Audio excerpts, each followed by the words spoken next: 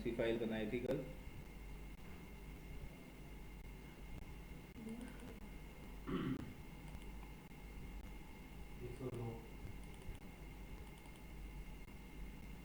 ये थी टाइपोग्राफी के लिए।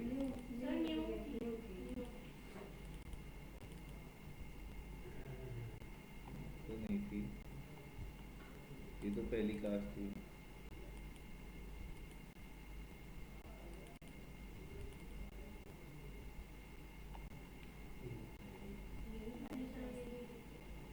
चलो कोई बात नहीं।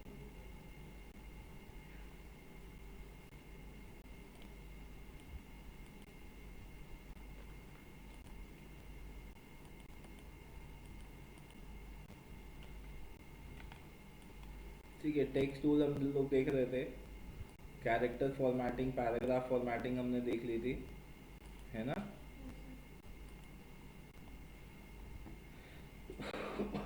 अच्छा, पैराग्राफ फॉर्मेटिंग में कुछ और चीज़ें हैं, वो भी मैं आपको दिखाना चाहता हूँ। उससे पहले लेट्स से मान लो यहाँ पे इसका बाउंडिंग बॉक्स बड़ा करते हैं पहले तो, और टाइप के अंदर fill with placeholder text है, इसको टेक्स्ट से फिल कर सकते हैं।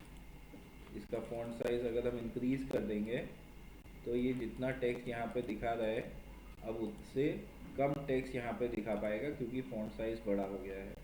तो जब ऐसा होता है तो इसको बोलते हैं टेक्स्ट इज ओवरसेट। तो जब टेक्स्ट ओवरसेट होता है, आपको यहाँ पे प्लस साइन दिखेगा रेड कलर का, इस पर आप क्लिक कर सकते हो और टेक्स्ट को नेक्स्ट पेज पे या किसी और बाउंडिंग बॉक्स में फ्लो कर सकते हो। यहाँ पे क्लिक करने से ये मार्जिन के साइज़ का बाउंडिंग बॉक्स बना देता है, और इसको आप किसी भी पेज में कंटिन्यू कर सकते हो फ्लो करना। इस तरीके से फ्लो कर सकते हो टेक्स्ट को। टेक्स्ट का फ्लो देखना चाहते हो कौन से बाउंडिंग बॉक्स से कौन से बाउंडिंग बॉक्स में जा रहा है, तो एक्स्ट्रास के अंदर शो टेक्स्ट थ्रेड्स ऑन कर दोगे तो ये टेक्स्ट थ्रेड दिखाएगा, आउटपुट से इनपुट, आउटपुट से इनपुट, किधर से किधर को टेक्स्ट फ्लो हो रहा है, कैसा फ्लो हो रहा है टेक्स्ट का। जब टेक्स्ट इस तरीके से मल्टीपल पेजेस में होता है तो लाइंस का अलाइनमेंट नहीं होता, लेफ्ट पेज और राइट पेज में अलाइनमेंट नहीं होता। यहाँ पे देखोगे गाइड क्रिएट कर रहे, दिखाई नहीं दे रहा, view guides and grids, show baseline grid, extras, guides तो ऑन है, दिख क्यों नहीं रही?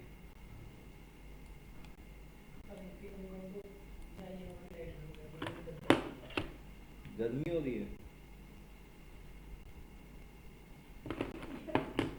इधर आके बैठना, एसी की हवा लगेगी।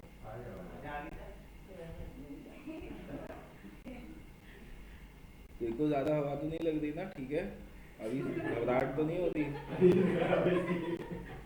होगी तो बता देना, ठीक है? ठीक है, तो ये देखो जो लाइंस है यहाँ पे तो सेम लाइन टॉप पे है, ये भी यहाँ पे पैराग्राफ चेंज होते ही इसके लाइंस बिगड़ने लगेंगे। यहाँ पे एक और पैराग्राफ चेंज हो गया, अब ये ऊपर नीचे होने लगेगा, है ना? तो इसको, इसका क्या सोल्यूशन है, इसको आप एक साथ अलाइन कर सकते हो। सेलेक्ट ऑल करोगे पैराग्राफ को अपने, और यहाँ पे एक ऑप्शन आएगा आपके पास पैराग्राफ फॉर्मेटिंग कंट्रोल्स के अंदर, align to baseline grid. Align to baseline grid करने से ये शेडिंग तक आई थिंक हमने ये पैराग्राफ स्टाइल बना लिया था, है ना? पैराग्राफ स्टाइल बना के उसको अप्लाई कर लिया था। उसके आगे ये ऑप्शन है आपके पास align to baseline grid, इससे सारे लाइंस एक बेस लाइन ग्रिड होता है उसके ऊपर एडजस्ट हो जाएंगे, तो सारे लाइंस आपको आमने सामने फिर ये दिखाई देते हैं। और व्यू मेन्यू के अंदर गाइड्स एंड ग्रिड्स के अंदर आप ऑन कर सकते हो शो बेस लाइन ग्रिड। तो बेस लाइन ग्रिड इस तरीके से आपको दिखाई देता है, जैसे नोटबुक में लाइंस होती है वैसे ही पेज में भी लाइंस क्रिएट हो जाती है, और सारा टेक्स्ट इन बेस लाइंस के ऊपर ही सेट होता है। तो लेफ्ट पेज और राइट पेज का जो टेक्स्ट है उसको आप आसानी से इस तरीके से अलाइनमेंट कर सकते हो। बेस लाइन ग्रिड प्रिंट नहीं होता, एज अ गाइड वर्क करता है, ठीक है? और किसी भी टेक्स्ट ऑब्जेक्ट को आप मल्टीपल कॉलम्स में डिवाइड कर सकते हो। इस तरीके से मल्टीपल कॉलम्स में इसको आप डिवाइड कर सकते हो टेक्स्ट को। बेस लाइन ग्रिड हाइड कर देते हैं, hide baseline grid, guides and grid में hide baseline grid hide हो जाएगा। इस तरीके से मल्टीपल कॉलम्स क्रिएट कर सकते हो और कॉलम्स के बीच की स्पेसिंग को चेंज कर सकते हो। इसको बोलते हैं गटर स्पेस। कॉलम्स के बीच में जो स्पेस है उसको आप एडजस्ट कर सकते हो। ठीक है, और जब आप मल्टीपल कॉलम्स यूज़ करोगे तो यहाँ पे स्पैन अक्रॉस का ऑप्शन एक ऐड ऑन हो जाता है। अगर मल्टीपल कॉलम्स यूज़ नहीं कर रहे हो तो ये स्पैन अक्रॉस का ऑप्शन कोई फ़ायदा नहीं होगा इसको यूज़ करने का। स्पैन अक्रॉस का ऑप्शन कब यूज़ होता है? सपोज़ मैंने यहाँ पे कुछ टेक्स्ट लिखा है मल्टीपल कॉलम्स में, और ये जो टेक्स्ट है यहाँ से लेकर लेट्स से ये लाइन यहाँ तक,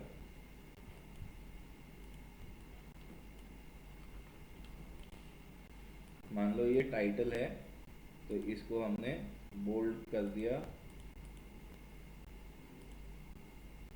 अब मैं चाहता हूँ कि ये जो टाइटल है ये तीनों कॉलम्स के अंदर आए, तो हम इसको सेलेक्ट करके स्पैन अक्रॉस कर सकते हैं। पैराग्राफ फॉर्मेटिंग के अंदर स्पैन अक्रॉस 3 कॉलम्स, तो ये 3 कॉलम्स में स्पैन हो जाएगा। बाकी के कॉलम्स अपने आप चलते रहेंगे, ये 3 कॉलम्स में स्पैन हो गया। इसका अलाइनमेंट, इसकी पैराग्राफ फॉर्मेटिंग, इसके फॉन्ट्स हम खुद से मैनुअली एडजस्ट कर सकते हैं।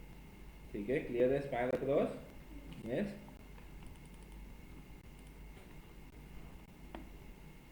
ठीक है, इमेज रैपिंग में आपको दिखा देता हूँ। जब भी कोई फाइल प्लेस करोगे टेक्स्ट के साथ, फाइल प्लेस कमांड यूज़ करके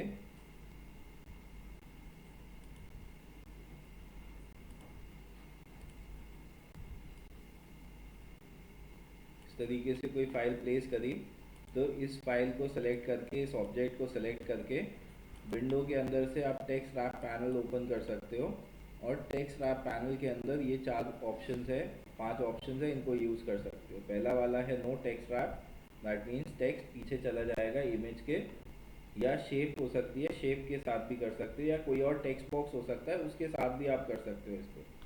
और रैप अराउंड बाउंडिंग बॉक्स करोगे तो ये बाउंडिंग बॉक्स के चारों तरफ रैप होगा टेक्स्ट, है ना, टेक्स्ट एडजस्ट हो जाएगा।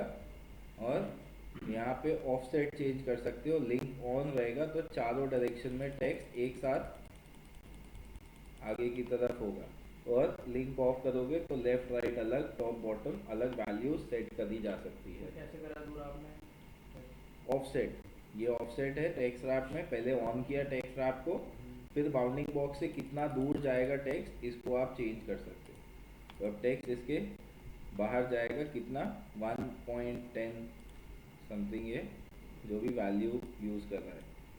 इसको आप टेक्स्ट को कहीं पे भी प्लेस करोगे इमेज को, टेक्स्ट उसके अकॉर्डिंग एडजस्ट हो जाएगा, उसके चारों तरफ जाएगा। और टेक्स्ट को आपको स्पेसिफिक जगह पे भेजना है तो आप इसको लेफ़्ट राइट क्लियर हो जाएगा इससे, या बॉटम क्लियर हो जाएगा, ये ऑप्शंस भी आप यूज़ कर सकते हो। और text wrap around object shape अगर आप करोगे तो वो ऑब्जेक्ट शेप के चारों तरफ रैप होता है। ऐसी सिचुएशन में सिर्फ एक ही वैल्यू चारों तरफ अप्लाई कर सकते हो ऑफसेट के लिए। और ये शेप कोई भी शेप हो सकती है, ज़रूरी नहीं है रेक्टेंगल हो या एलिप्स हो, कोई भी शेप हो सकती है, पेन टूल से बनाई हुई कोई शेप हो सकती है। फॉर एग्जाम्पल मैं यहाँ पे इमेज प्लेस करी कोई,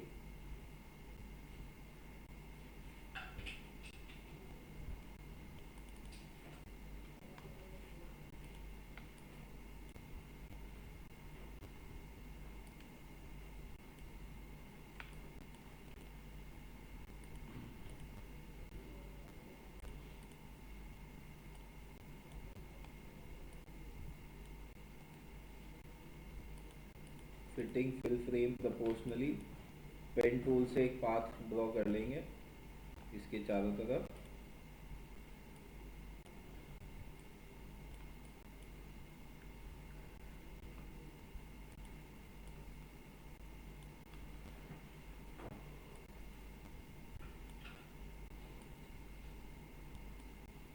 हाँ सुमित, नींद आ रही है? हाँ, नहीं आ रही नींद? पक्का?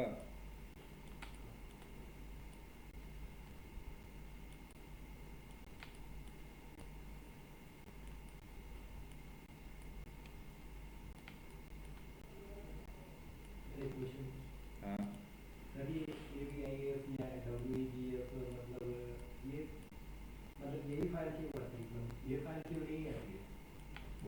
वेब पी फाइल, हाँ। वेब पी फाइल अलग फाइल फॉर्मेट होता है, वेब के लिए यूज़ होता है। ये फोटोशॉप में ओपन नहीं हो पाता क्योंकि फोटोशॉप में इसको रीड करने के लिए जो कोडेक चाहिए होता है। कोडेक पता है क्या होता है? हाँ। कोडेक होता है कोडर डिकोडर। जो जिस लैंग्वेज से वो फाइल बनी हुई है वो लैंग्वेज फोटोशॉप के पास नहीं है, तो वो उसको रीड नहीं कर पाता।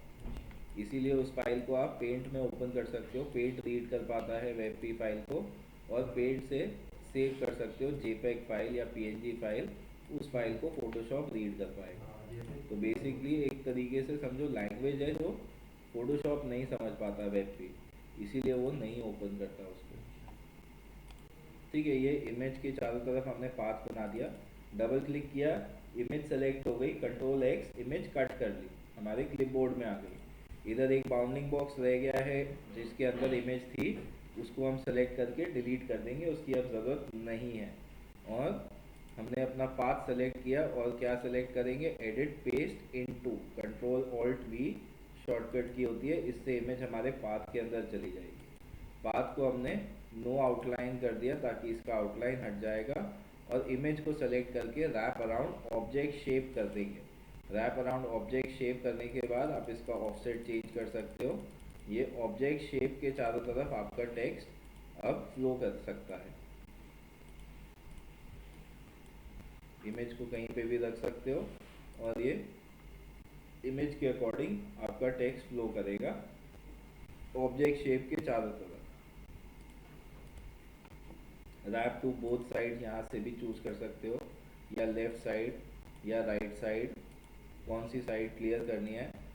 Side towards spine, side away from spine, largest area, ये अलग अलग ऑप्शंस आप यूज़ कर सकते हो, या both left and right sides use कर सकते हो। ठीक है, इस तरीके से टेक्स्ट रैपिंग किसी भी शेप के चारों तरफ कर सकते हो, और फिर टेक्स्ट को फ्लो कर सकते हो। एक क्वेश्चन पूछा था आपने शायद, हाँ, मैंने कर ली। है ना? क्लियर हो गया कैसे करना है? यस,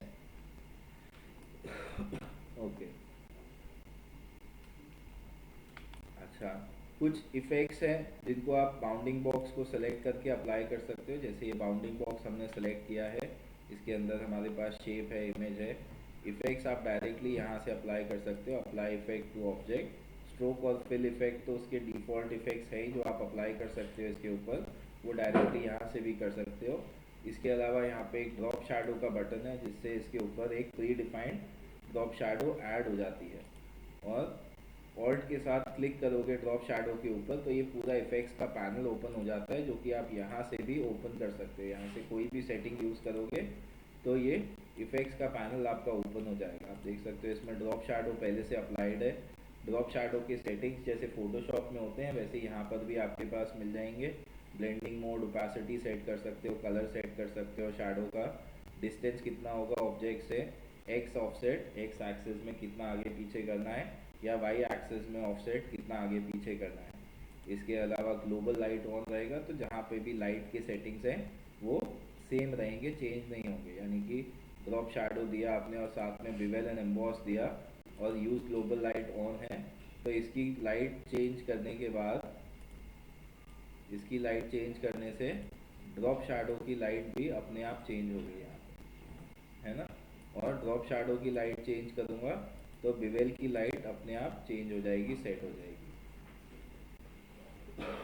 ऐसे ही अलग अलग फिल्टर्स, इफेक्ट्स आप इसके ऊपर अप्लाई कर सकते हो। Inner shadow, outer glow, inner glow, bevel and emboss, satin feather, directional feather, gradient feather, जैसे फोटोशॉप में इफेक्ट्स होते हैं वैसे यहाँ पे भी आप इफेक्ट्स अपने इमेजेस के ऊपर या शेप्स के ऊपर डायरेक्टली अप्लाई कर सकते हो।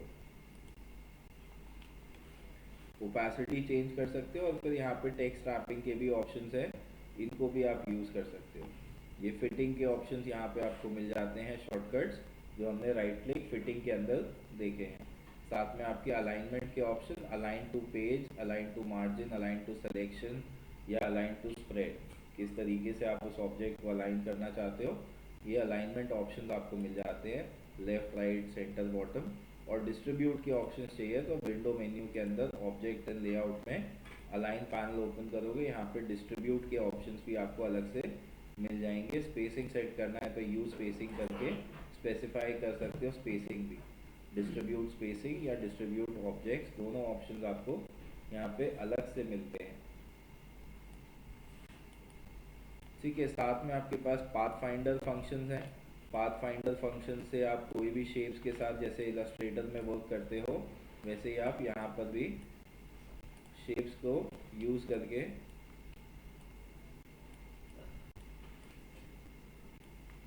सिंगल ऑब्जेक्ट्स में कन्वर्ट कर सकते हो। ये मल्टीपल शेप्स है, पाथ फाइंडर से हम इसको यूनाइट कर सकते हैं। ऐड का कमांड है यहाँ पे, या सब्सट्रैक्ट कर सकते हैं टॉप ऑब्जेक्ट से बॉटम ऑब्जेक्ट को, या इंटरसेक्ट कर सकते हैं। दो ऑब्जेक्ट्स होने चाहिए इसके लिए। ओवरलैपिंग पोर्शन रह जाता है, एक्सक्लूड कर सकते हैं, माइनस बैक कर सकते हैं। ये सारे पाथ फाइंडर के ऑप्शंस हैं आपके पास।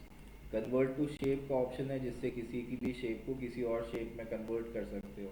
यहाँ से ये रेक्टेंगल में कन्वर्ट हो गया, राउंडेड रेक्टेंगल, एलिप्स, या इस तरीके का ये क्या है, ये रेक्टेंगल, बिवेल्ड रेक्टेंगल, तरीके के अलग अलग ऑप्शंस आपके पास हैं। ट्राइंगल में कन्वर्ट करने के लिए, शेप को पॉलीगॉन में कन्वर्ट करने के लिए, line segment and plus sign है ये। तो ये शेप्स को आप डायरेक्टली किसी भी शेप को किसी भी शेप के अंदर कन्वर्ट कर सकते हो अपनी कस्टम शेप्स क्रिएट करने के लिए। और यहाँ पे कन्वर्ट पॉइंट का ऑप्शन है एंकर पॉइंट्स में चेंजेस करने के लिए। जो एंकर पॉइंट में जैसे कन्वर्ट एंकर पॉइंट टूल से आप करते हो, corner anchor point, smooth anchor point, cusp anchor point, वो भी आप यहाँ से क्रिएट कर सकते हो।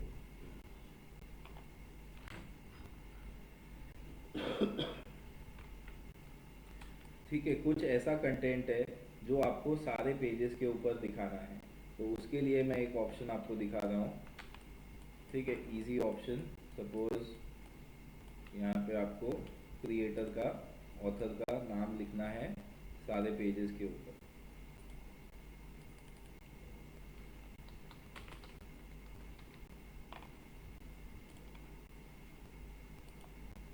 ठीक है, इसका वर्टिकल अलाइनमेंट।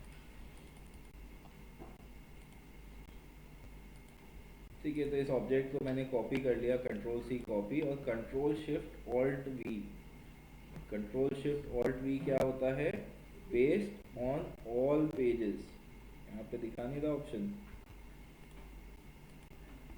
नहीं शायद से पेस्ट ऑन ऑल पेजेस नहीं होता इसमें। Control C copy, paste on all pages का ऑप्शन इसमें नहीं है।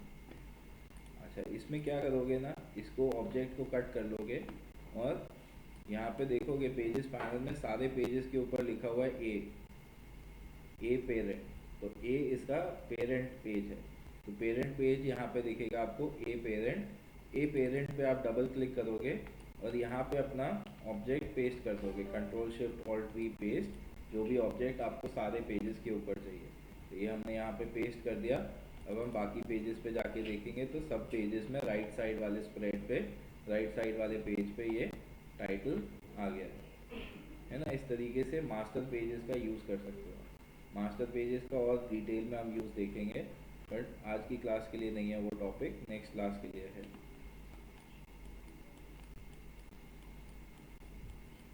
ठीक है, फ्रेम टूल्स मैं आपको बता चुका हूँ। यस, नहीं क्या नहीं बताया?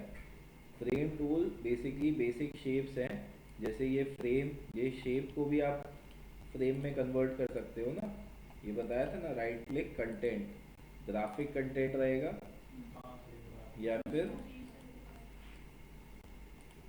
टेक्स्ट कंटेंट होगा। तो ये टेक्स्ट ऑब्जेक्ट बन जाएगा, इसके अंदर आप टाइप कर सकते हो, टेक्स्ट लिख सकते हो। और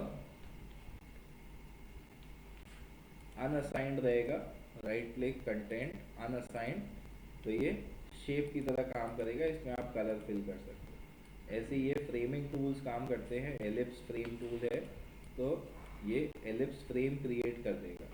फ्रेम क्रिएट करने के बाद आप इसको देखोगे, राइट क्लिक करके कंटेंट क्या है, ग्राफिक कंटेंट, यानी कि ग्राफिक रेडी है, ग्राफिक होल्ड कर सकता है। आप इसको कन्वर्ट करके टेक्स्ट ऑब्जेक्ट या अनअसाइंड ऑब्जेक्ट भी बना सकते हो। Frame tools are similar to your shape tools. ठीक है, अच्छा, ठीक है, ये जो हमने बिवेल किया है ना, ये यहाँ से भी आप कर सकते हो। नन, फैंसी, इस तरीके का बिवेल, इनसेट, इनवर्स राउंडेड या राउंडेड, इस तरीके के शेप्स में आप चेंजेस कर सकते हो।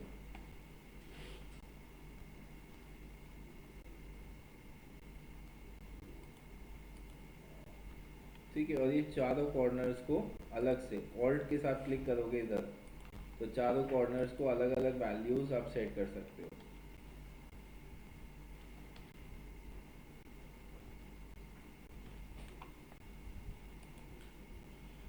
ठीक है, इसको लिंक को ऑफ कर दोगे।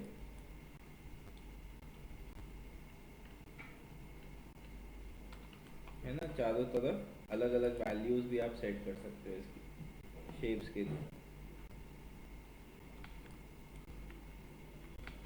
ठीक है, तो अपना काम आप लोग कंप्लीट करो। ये कॉफ़ी टेबल बुक का, ये वीकेंड आ रहा है, सैटरडे को वर्क करना है तो सैटरडे को आ जाओ, क्लासरूम बुक कर लो।